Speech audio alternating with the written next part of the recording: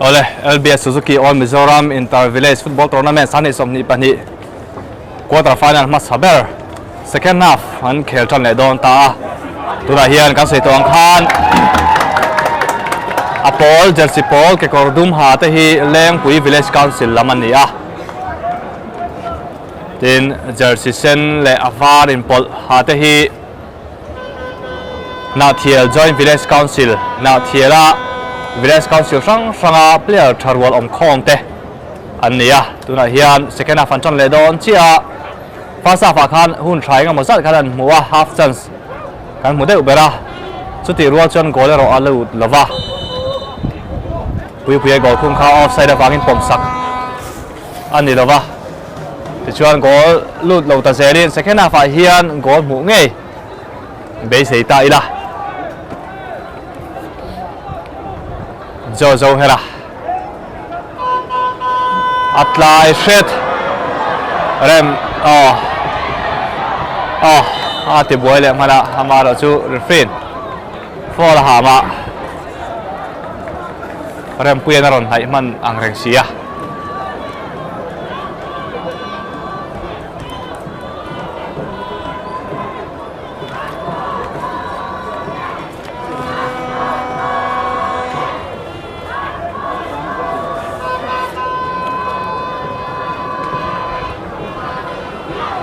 tuna Lengpui player pe kale laria te hi Tata Trust Eugene Noya Germany Academy ate pokha lo om ve zak to a foreign thlengin chu tiang chuan football zir hian local chuak to a an khel en hian chu tiang om reng chun ni ti thei tu te pokhan ni zui ta zeral fakom vio ni na thielam free kick ka to la angai a de che free kick ka no chuak le na thielamin center back zira free kick an lo chuak le a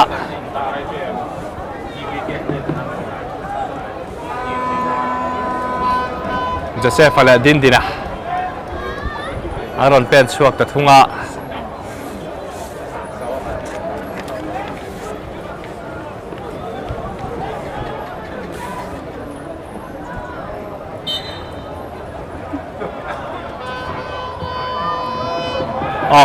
Nashret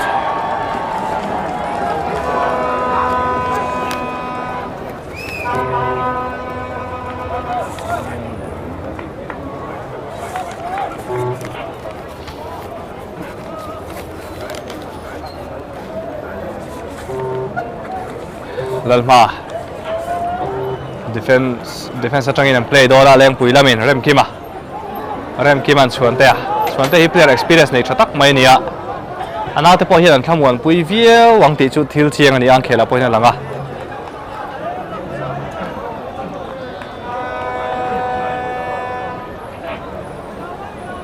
zira Shiat Kima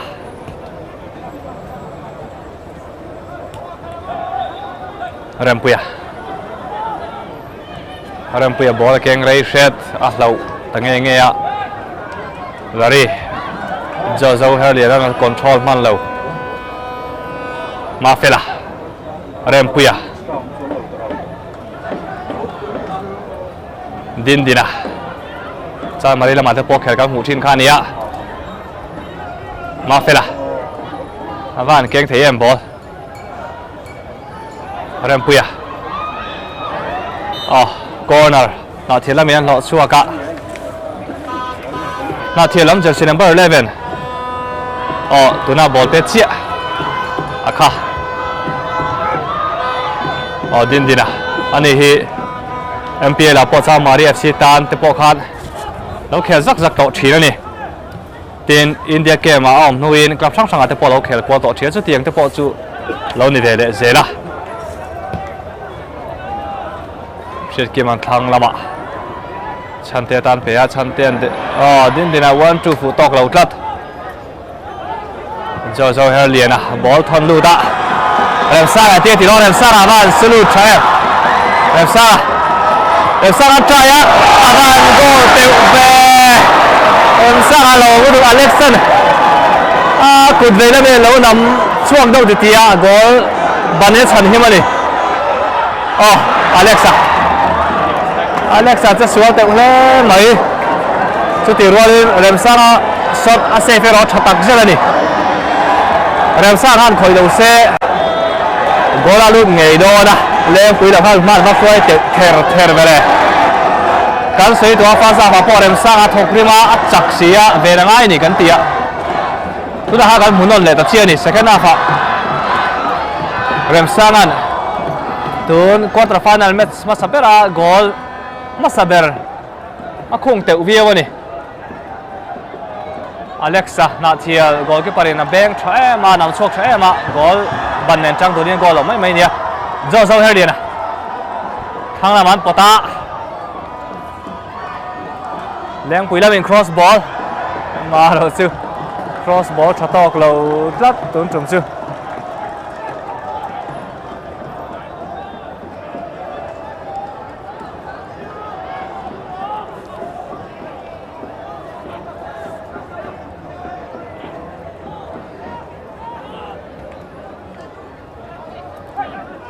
สวยเตะทีมกับเตนเชียดกิมา left back ละมาบอลทอมท้านัดเจ็บซิราโจเซฟอันไปละมาดินดินาเปียดินดินันบอลทอนลุดปุยตันมาเราจะชัดตอกเราเจ้าให้ละอ๋อสวยอ่ะนั่งจีมันแล้วว่าโจเซฟอันรถแล้วดินดินาเริ่มปุยอ่ะบอลเราเลยตัดไหมลารีอ๋อดินดินะจามาเรียจะบอกแค่ก่อนสิงั้นติค่ะอาเคละหมูนมะติดลูกปัลแล้วนี่ออเดฟินแรงปุยทีมกับเต้เจ้าเฮเลียนะเยลการเป็ดตัดไหมฟิล์มขุนซื้อยังไงอันไปหมดเสียมิดฟิลด์แต่รันนี่อ่ะอ๋อเลี้ยงทันเปิดปุยไงอันออกมา medical ทีมลำไอเอาเท่านั้นการลูตะสวยเตะนี่นาเทียลำ right back เวลมาโป๊กเขลเทียนี่ร่างกายครบไหมอะดูน่าเพลย์อันบอยซอมแบกสวยเตะนาเทียลำ wing back ฮีใส่ตัวข้างโคคาโคล่ากับซานิสอมปาลียลุงเลยดิสตริกแชมเปี้ยนนาเทียลที่มาที่ปอขันเราเตะสักตัวตัวนี้ซานิสอมนี่ปัจจุบันกุมเรียดกัลตาเวลที่นั่นนี่จูทีนขันมีกุมเวกับขันอินเดียรัมปุ่มหัวโคคาโคล่ากับมิโซรัมที่มาที่ปอขันอัตเตลเงยจุดที่ยังครบจำ player experience ในชา player กู้ตักในสีอาคารนี่ติส่วนที่ปอในมังแล้วนี่ทุนนักเขตเมกะเฮียนกันเอาเอ็นทีนั่งซอนชัวง่ายอ่ะเรียมันนั่นถูกเราตัวรันเบสพอดีละเอ็นคนละหันตรงพอดีละอาชินาเชียดเจียนแถมชื่อ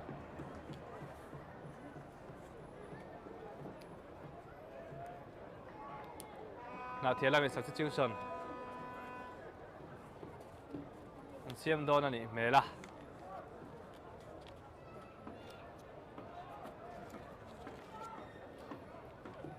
official เท่านั้นละแต่เฟลชีแล้วว่า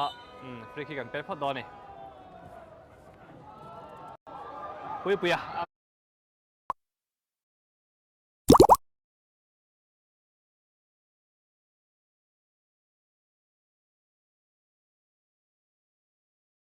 อามันเตะแม่อ๋อแฮนด์บอลเลี้ยงปุยเพลียแฮนด์บอลเรฟรีแล้วหูเจียงไว้เสีย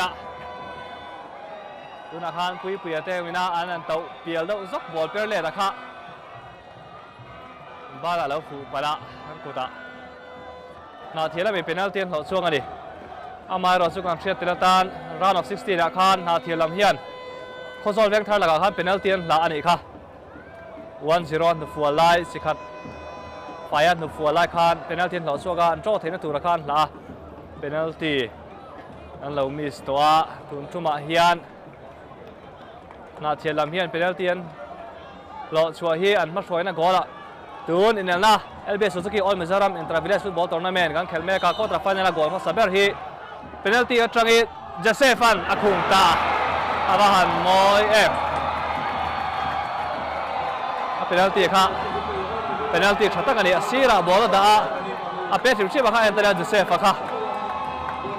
irti lama life tang te bo kha en le phenga bola kha puske umaya ka te kha penalty moi taka sei thina ni tikhan na thian lam hian jersey number 80 Joseph mangin 1-0 man Shwaita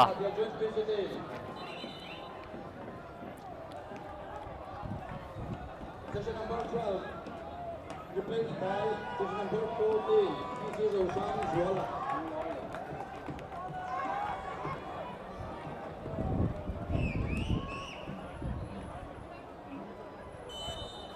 Jersey number 25 replaced by jersey number 22 na thela min substitution siama pui le Shwaita an la chua ka puya khel thalu tuk lo dawa tun match an center forward palian kan tia kha ania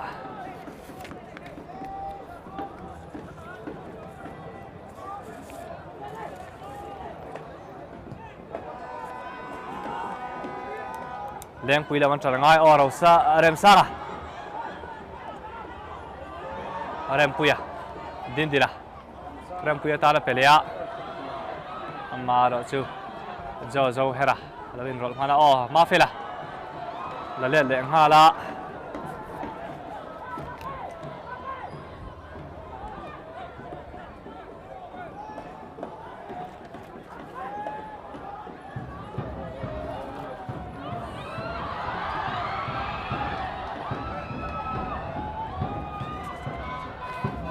na thian lama hian an right back Shwaita kha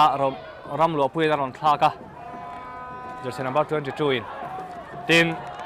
an center forward pui kha jersey number 14 Rosang Zuala na ron thla vele thung bokani na thian lamin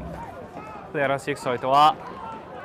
leng pui lam hi bulchan tungai an la khel de ungar ngara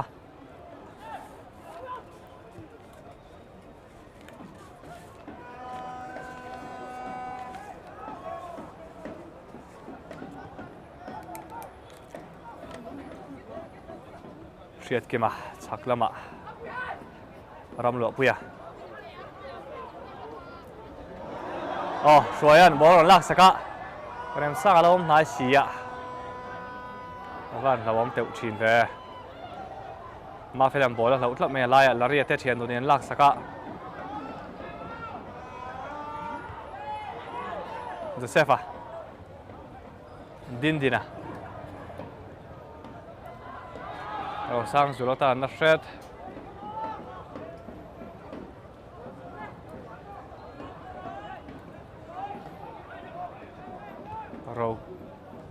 ro kima halaya tan tama rem puya dindina ro sang Zulam bol lu ta amaro chu leng pui gol ke parallel ma haro in rol le mana leng pui la min ball ti sual tat mai ram lo puya sang Zuala chuan ten ball lak saka chon moya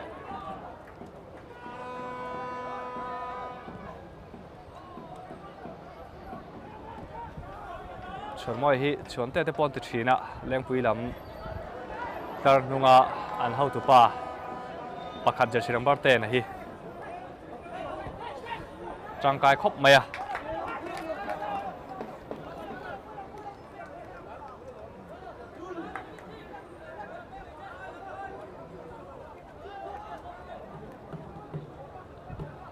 chuan te leng pui lam jersey number 10 hi senior player kan ti te jinga mi khalo ni ve der to JCT te Shillong Lajong Bengaluru Mumbai Pune City Odisha Chennai ti jong song ate kha lo khel to atin sani somni pakha teng round glass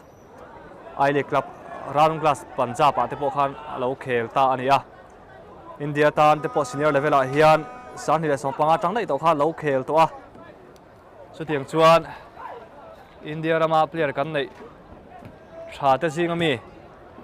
ania chu tiang chu tun me cha hian kan munok maya India rama club thaber pe lo khel te leng pui lamin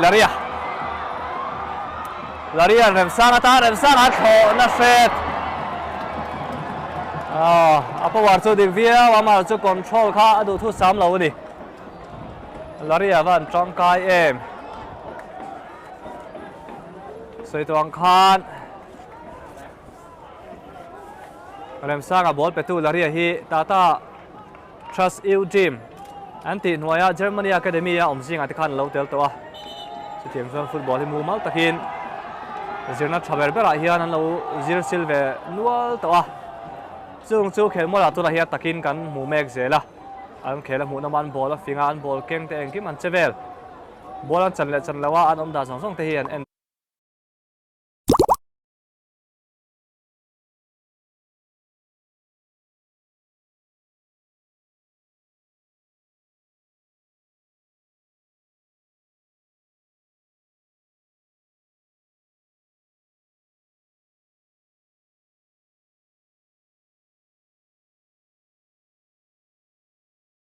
cheek le zol tai la thlir tu te lam point tam player te hi an quality sang adi game an chiar thiam viau maya begin midfielder te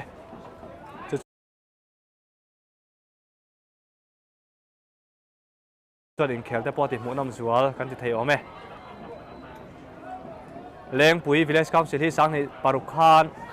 Central YMA football tournament an lo champion to a football thiam kan ti te jing mi kha an ningar ngara ti chuan sang ni som panga khan final te pawh an thleng le Central YMA football tournament a hian ti chuan stage hi sang tak quarter final semi final ti te pawh an thleng ta fowa tin NECS cup hung bera kha semi finalist lai te pawh kha an ni phak le ta boka chu tiang chuan football a hian hiam lai an nei lutuk lova an sang deuh reng theia leng pui lam hi football thiam tak te chen na hmun om na hmuna kan thiar thina kha an ni tu a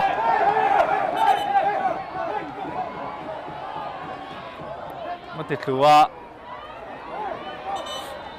ro kima phim khur dewa ngai ni ara pal zeu ni na langa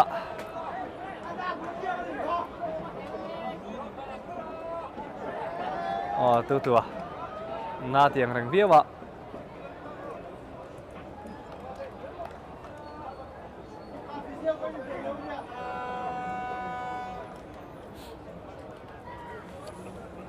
tuna en boy som mek larin tluanga tu a hi Hyderabad FC reserve team a khan season khat halo om to a tuna hian club von lai la nei chi lawa a quality an hian club lian klai kap club thatak tak te point an lalu le thoi tro te po an be sei puita ila tin na thialam center back zira jersey number 17 or 27 akha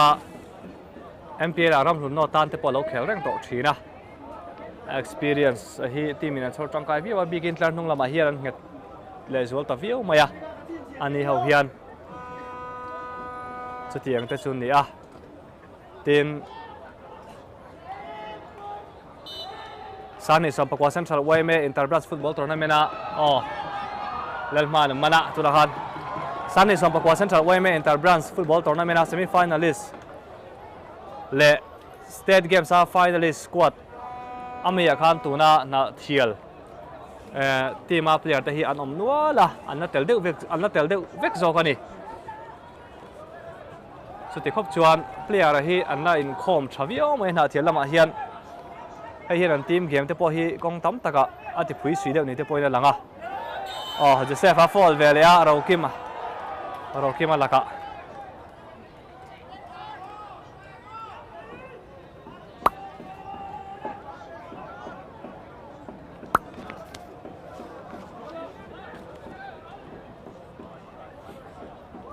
chuan te a India ta sang ni so panga tangin lo in lan tran der to a chuan te hian chuan te ball vor lu te amaro chu na strata soya tilu tuk lek lek mai chang devani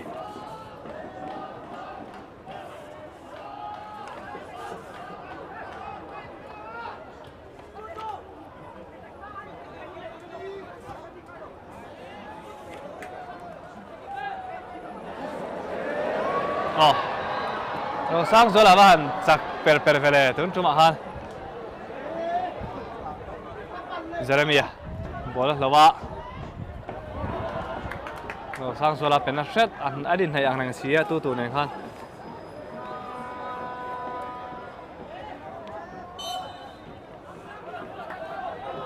soyang free kick lo chu ka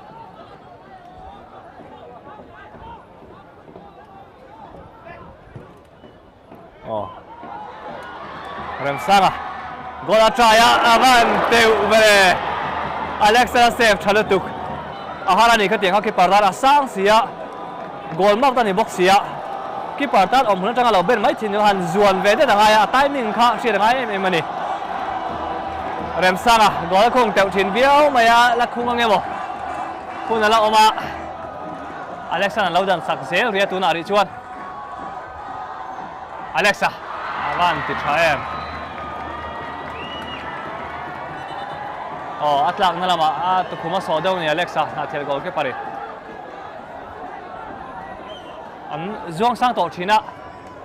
tlak le lama hian an ra fulo chuan to khum so da han tlak dot mai te hi aul em to an fit em mai po fit lo do lek chu kan sil ong rum thene to ra khan an fit em awang hian ni chu sil ong lo mai jok thina ni a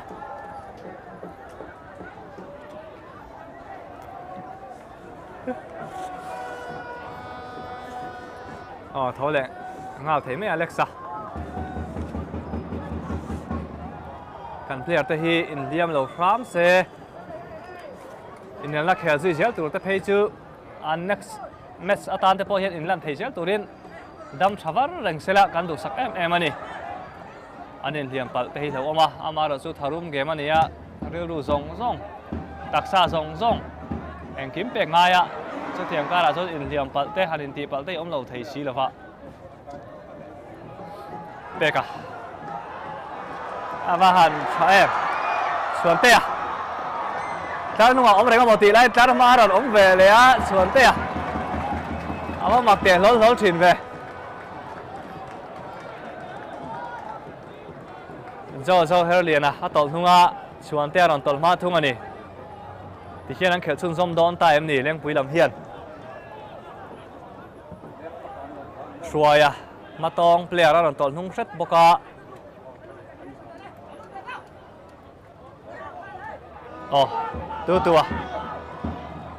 tu ball cross á zo her liền là lâu đàn sắc Joseph ball tàu chua lẽ tu Joseph bok Joseph midfield a khai ding tha khop mai na thial lam tan rem puya tlan lu ta an fu teu em chan te ne combination adik teu lu tu ro kima pe na shet rem sang a tha mang nem mal to a tlan tama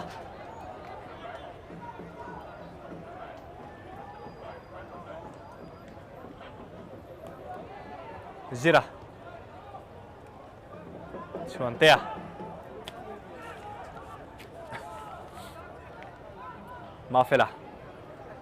Mafela hi midfielder tu rom tak reng alo ni ha khel hi enila akul right maya a ball khuwa badik boka a ball sema thab boka adin dina rempuya tu apea anashet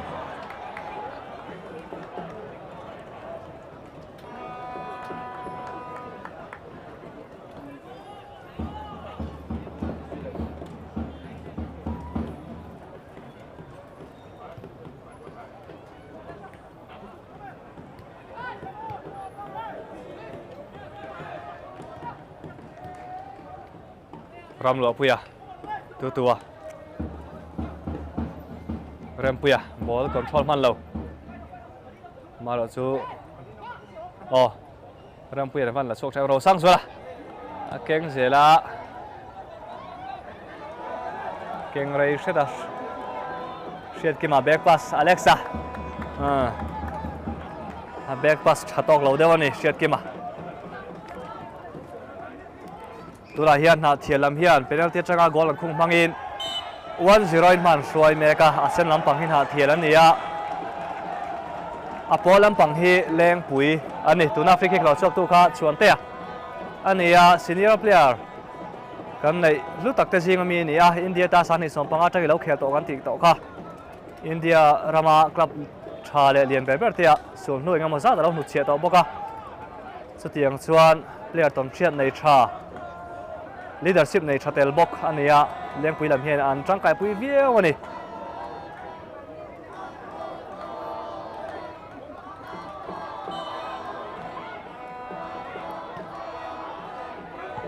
leng pui lamin handball appeal viau wa ma lo chu refin handball angai lova rem pui atlai set ani rồi sang giờ là anh bật lụt chấm yếu tặng na tu tua rồi sang giờ là tlana tiếng anh thì đó rồi sang giờ là man lâu xiêm rem man lâu rem khi mà khát này chỉ về boka press là press mani rồi sang giờ là kha din dina goal là try mà rồi giờ matan lâu lâu về sam takin lâu mana ni sát thar lại đâu vậy player te anh chào được đôi này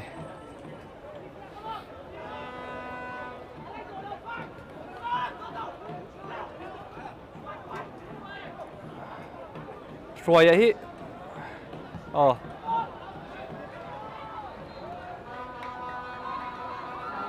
leng pui lam ball for lula dik lei thei meu lova ma fela receive chatok lo chuan te hun tir lama tlan hung lama khel deuh ngar ngara tlan ma lama ro impot tat mai goal kan ma mo kan sual sual pui te ti deuh nge mani chuti line leng pui hian an striking force zingami hun tir lama man soi hi an pot nung ta that maya hei soi an pot nunga chuan te a tol ma ta sia chuan te position thina khan team captain Joe Herliana a tol nung vele ta a leng pui lampang hi abul tran tu te ka khala khel ma sela anin siam rem na saviu ni position hi anin switch na sang reng viawa engamo danglam na thlen le danglam na han siam chu an tung viu ni na lang ne player te an ko lai hi rem changa lo la ta zeli la Jacob la limpuya na thelam hi an nei boka ani hi ISL club Pune City tan te po lo khel to a ti chon Hyderabad FC te po khan omzi le a season liam ta khan Aizawl FC tan te po lo khel vele chu tiang player te po chun na kola tin ro lupuya Hyderabad FC reserve team a ommek ate po khan kola tin ro lupuya hi Tata Trust COE chua kan a MPL under 18 hunung bera top scorer te po kha na thelam hin an la kola ni player hi an nei thaviau maya tin tuna an fullback pani soite lak so tak tele an fullback a khel thin te hi na thelam tan hian chante te an yang chu na thelam tan hi voi tam takalam foi chuak to a an player poimo an lan ningar ngar thei renga an dai rei viawa an thaviau mayan en ton tlak viaw ani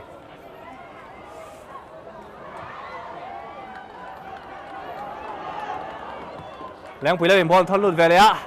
amar su Alexa lewin rola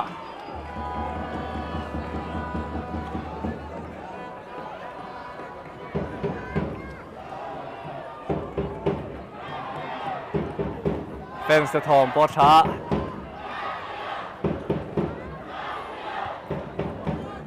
a tu ve po hi kal zel tu ratan champion thleng a han thleng tu ratan kan du sak via wan du sak om via player pon nei tha phu pon phu via me langa amaro chu pakha jok la ga ngai don pakha jok chaka ngai don sia an uiom le via don ni ui chung chungin tu mo jok jok chu kan tha le don ti chienga tu na changa rei lo te hian a tu zok nge kan thla liam dona a tu zok hian nge tu ni nel na kal me ka hian semi final in hlang kai ma saberang chu chin felina om dona ni shwaya a to hnung biak mai kan ti to kha midfield da defense in kara defensive role de ro de por on play tamaya dindina aman em mafela dindina pelea chante na veng ne chante na veng ne ati buai phatlat rem sanga chuan te ti don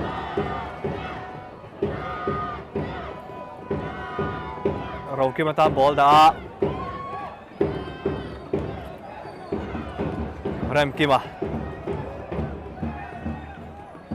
Kima laya ball da velia anh ring thul sual lek mai Rem Kima ball chain sa avan sote uve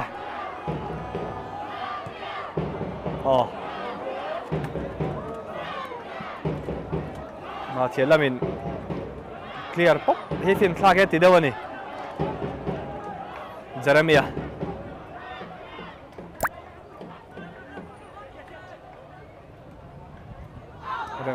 Rem Saga first sana shot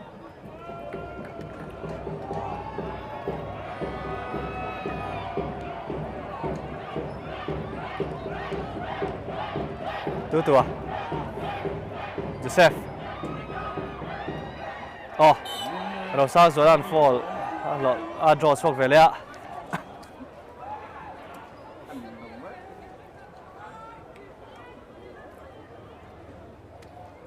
striker ta hiện fin về thấp ngay fall and draw thiệp hi ngay về an position hi opponent te defense line ball về ni china wang le final third line ball về ni wang hian free kick set piece muna chu ta tanga cha san siam chona rem changa thing thina chu wang chorin a begin forward player te hian fall and draw thiam em hi ngai ve ni goal ma thiam kluk zatin an fin ngai ve ni chu tiang player chu ro sang zola hi ni dindira fall draw ve le tlat mai ni po winger forward player kan ti ta singa mi khania the fin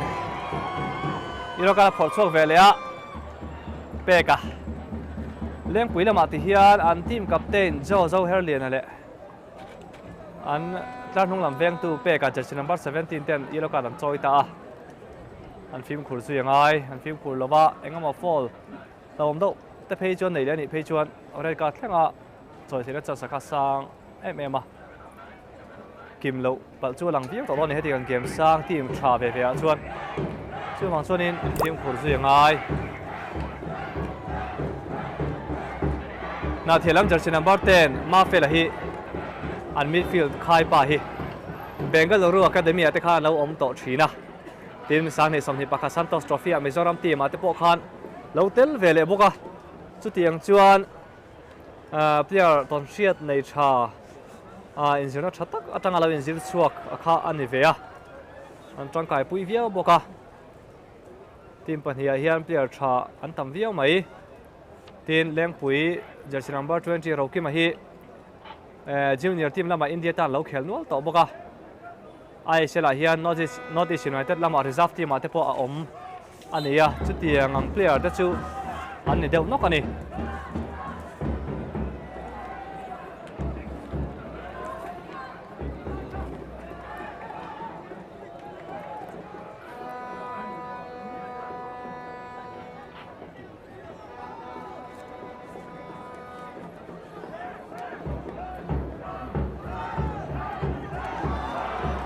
aman receive moi ve Roki ma ball change sa amara chu asir tok lo deu dindira side back te ama thop thave hele thui le mai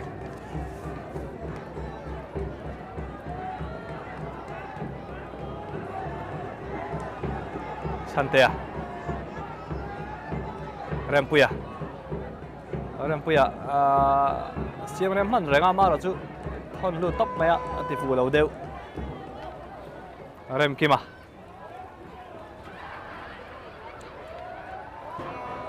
jo peka alaya da a ball peka pokale lea chuan te ball lo tlap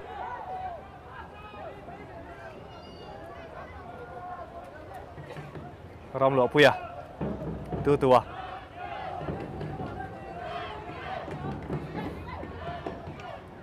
ram lo puya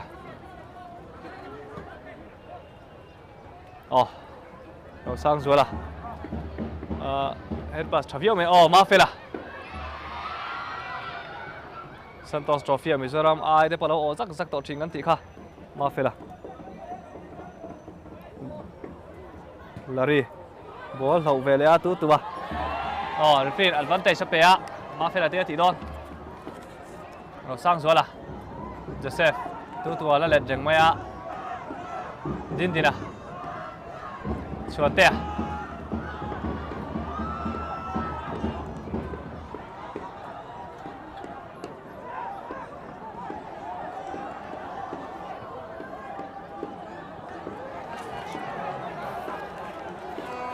Leng pui la min counter vele dona Jeremy booking ball changa Jeremy aman try for mi lo ni kha chu Troya go la try aman teu ve Troya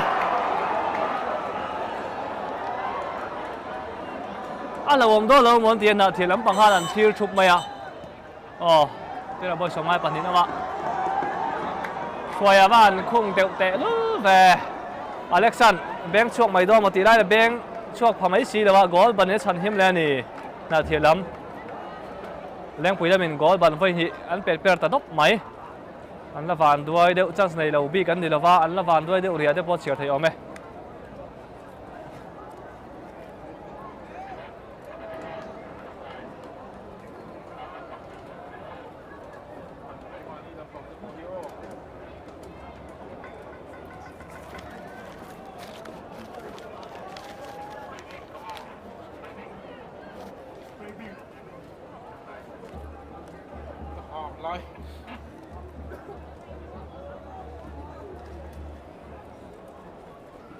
Leng pui la min substitution siam ve le Jersey number 63. Larian la chuaka Replaced by jersey number 8, Jacob Levin. Jacopa jersey number 8 Aaron Luta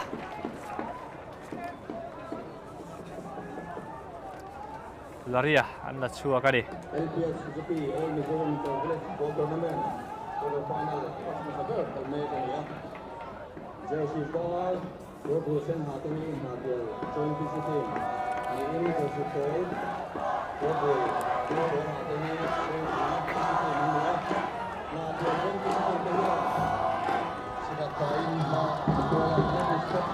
Leng pui la min free kick an la chuaka ro kima Pedona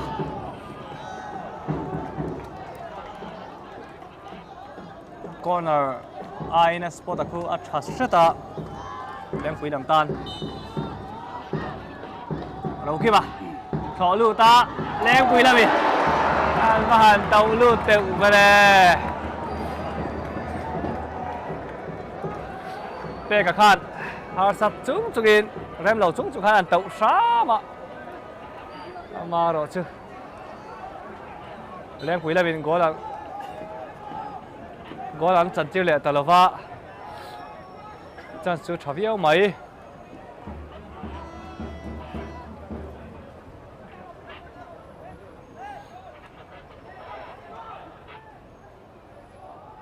din dira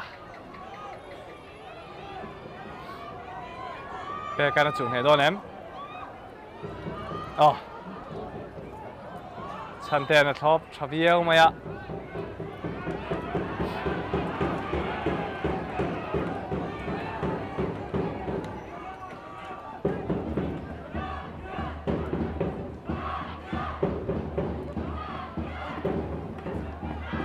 leng pui lam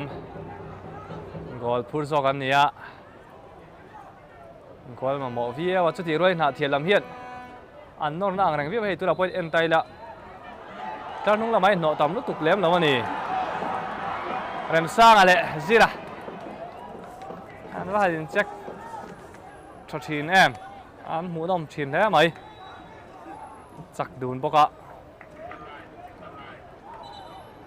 Substitution. Now join visiting. Jersey number 10, Taylor Fella. na thiam lam in Jersey number 41, PC Lilian Roy. na thiam lam in substitution an siama ma fela jersey number 10 an la chua ka jersey number 31 lian moya aron lut ve le a soi tawng khan match khel kar laka hian cholon nei tam thei si lova chuwang chuan player te hi ren an ren thiam hi ngai a khoi tim po hian an fitness a thae mai po a player te Join Taylor to Republic. The Bangkok team le Shanghai Kana. PC team ten le Republic. The Bangkok team. Suaya. Taylor stand le S Mason Donald stand da the football le ya. zo hera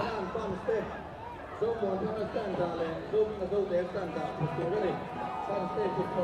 lian moya thang lama da lian moya his defensive midfielder angin an thort lang puya o offside tlat mai din dina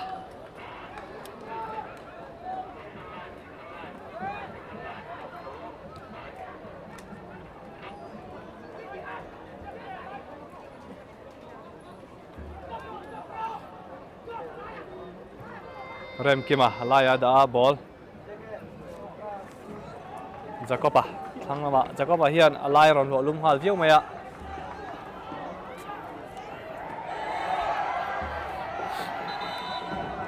Substitution. Liam Pui. Visiting. Jersey number 12. Jeremy Zohim Lua. Replaced by jersey number 23. Lalmuan Zuala.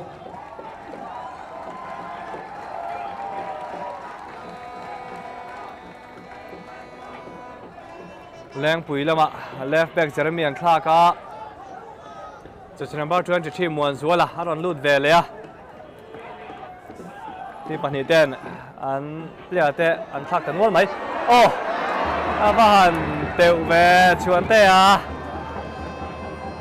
hen na tok lo dewani election lo man vei chata leng pui lamin cha chan nei an nei ta mai na thiala man phim khurangai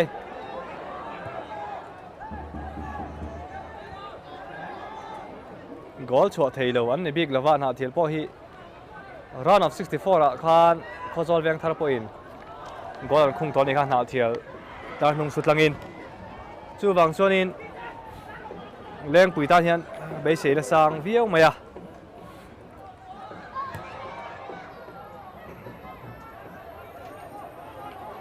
Jacoba thang lama da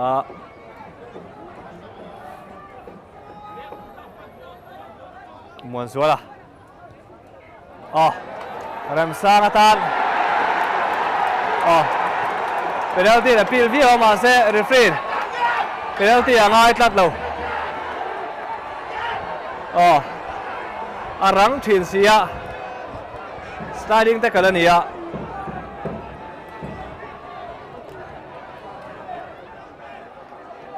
referee tan po hian pressure sang khop maya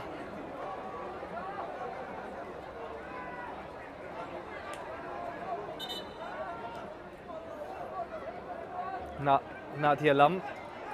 an tar nunga pop lek thina leng pui la bian nor na ang reng do sia team tha ve nia soyang khana tu zok ve po hi tlang tura du sak om ve nia champion te thleng po in an phu mange ti te jing mi kha an ni ve a chutiang chun din huna nia borok por chang hun tlem to sia leng pui lam hian tha to ba an nor angai chawa chuti rolin na thian lam tan gol chu a hun viau to don lawani an gol an hum thei ni chuan an chak thei mai do na thian lam hi an gol nei to wang hian an din huna hi tlem na thasat ti thei mai kha nia amar chu gol lu na tur hian minute khat em po ngai lo kan ti thin kha chu wang chuan in leng pui tan hian be sei nei san nge kha thil ti mak mo an ti tur pon ni a beidon mai kha alarem lo ani tin leng pui hi beidong mai thin ti man ni lova kha to pa a tom theng an nor ngar thina kha an nia zon chuang a le don tat mai thak ngai don ni mela na thialam suai ti an zon chuak to boka player an hectario mai na thialam hi match la chu apoi mo tial mai sia stage sang tial la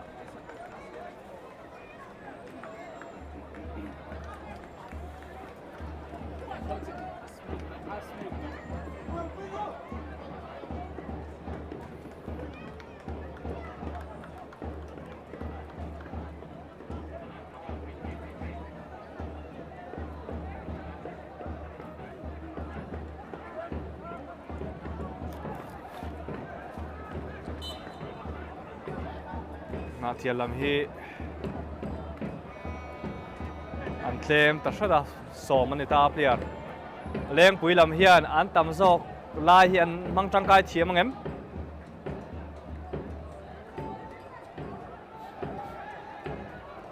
tuna hian leng pui lam player som pakhat na thialam player som an ni meka na thialam hi substitute sala la siam fel chia lova referee remati huna player an lu belanga tua bỏ học rất mấy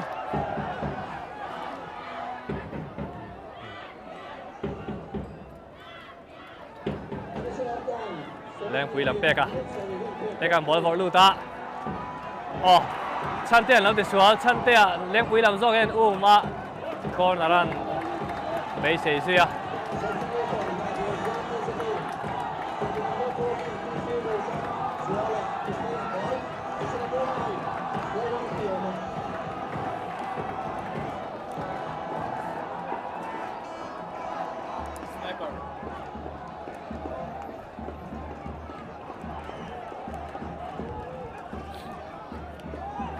nào thiệt lắm bằng hiện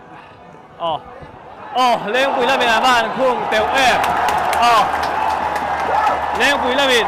cái nào tin lỗ chuông về lại đặt tắt mấy tú nạc khan con nó chẳng ball về nạc khan áo tàu ạ còn sau đó lụt tụi đi om tất cả nào thiệt lắm thì ở trên ban là áp phụ xí ạ referee penalty lên quỳ lắm anh về lại anh chẳng em bảo luôn anh muốn rem về đây fans họ có trả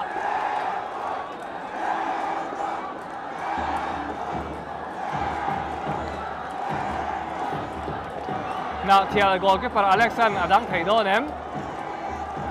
nghe team pan hị te có khăn về không in anh hết tông duy đón rem sana aron pen chua cả ai liệt là bạn ta bỏ xuống lâu này phê tổ khan here rem sana avan save tiểu về Alexander rem sana thì khan lên cuối sẽ phun ra sút ta tuần quarter final match mà sắp đến rồi Ian penalty trong in là thiên là mình có lần không mắc sặc nữa lên cuối là mình penalty trong vẽ cái là sút ta team pan hị tên có khăn về anh này anh ấy thêm dẻo đó anh tìm muốn lên ăn là chia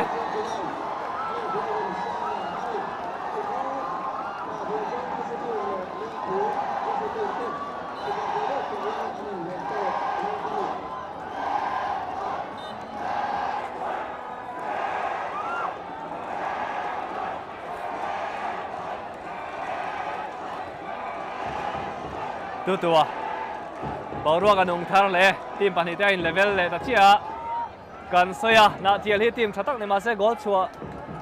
เทเลวันในบิ๊กเรากันตีข้ารอนหลังตัดเชียกอลันชัวตาเป็นเอาตีนจอยมิวเชีย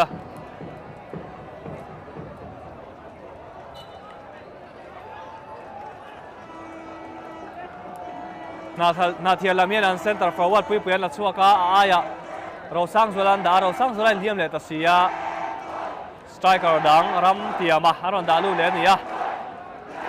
player team pan hị tên là six soi na sát tổ ang renga buộc chân tu player trên khán là chuông nuốt về to anh game cái một chân zoom zel đó nè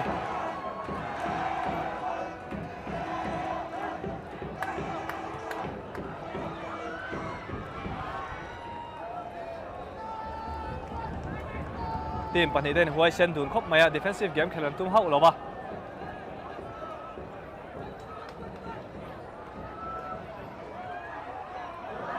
ram tiama nang ching man lo dawa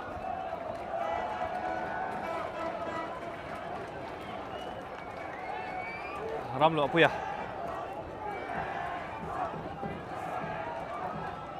ram puya chào được tụi em nè chế rồi ta riếu máy chuồn tè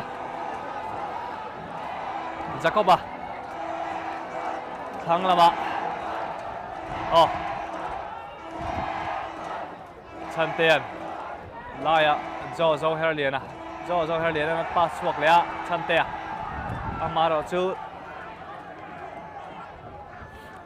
lên quý là mình ball lậu về lẽ ram tiệp em ball là phá đòn em phá lậu đều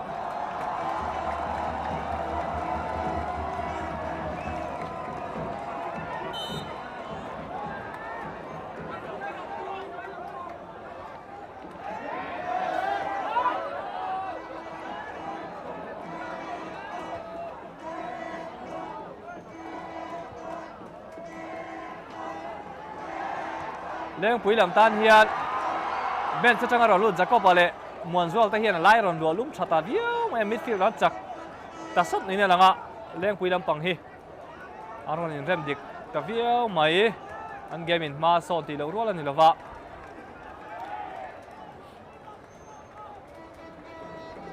bê cái lệ chân tè đinh lắm ạ lên quý làm tan ta nung anh top chặt khóc mày muôn zual là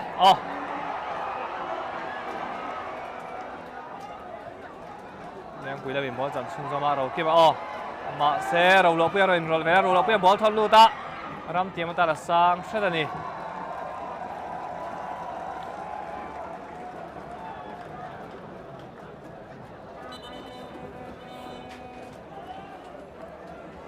ram kia mà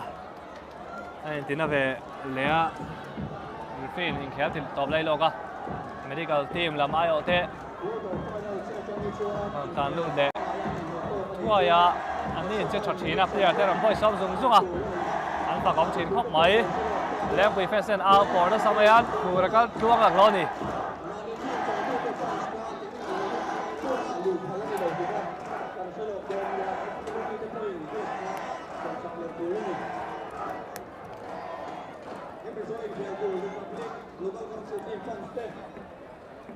hun top lam kan thai mek zela chuti rual chuan team pani te an din huin ang che go khat ve ven